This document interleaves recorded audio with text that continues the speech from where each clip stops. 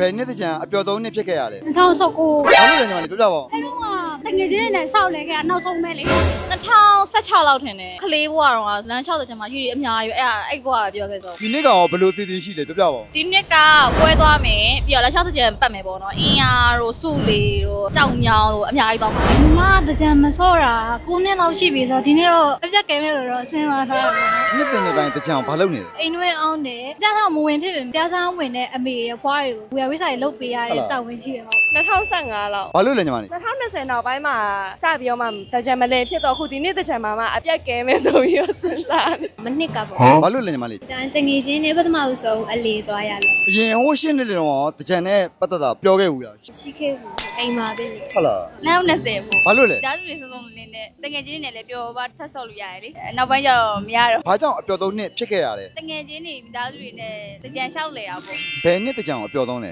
2019ပဲဖြစ်မှာ ဘာကြောင့်အပျော်ဆုံးနှစ်လို့ဖြစ်ခဲ့ရလဲပြောပြပါဦး 2019ကတကြံကနောက်ဆုံးနေ့ဖြစ်မယ်ထင်တယ်20 21လောက်ကကြတော့မစော့အောင်လေအိမ်ထဲမှာပဲနေရ ဟုတ်လားစတူဒီတာတွေမှာရောလိုက်စားသေးလား ငယ်သေးတော့ဆွဲတာရောဆွဲတော့ ဘယ်နှစ်တကြံအပျော်ဆုံးဖြစ်ခဲ့လဲ 2019 ဘာကြောင့်အပျော်ဆုံးဖြစ်ခဲ့ရလဲ ပထမဆုံးရက်မှာကျတော့ရုပ်ကထဲမှာစတူဒီတာပကုံးတယ်ပြီးစပိန်ထုတ်တယ်စပိန်ထုတ်ပြီးတကယ်ချင်းနေရှောက်ပတ်တယ်နောက်ဆုံးသူတို့ပြန်သွားအကုန်မပြန်သေးဘူးမကောင်းတော့ တကြံ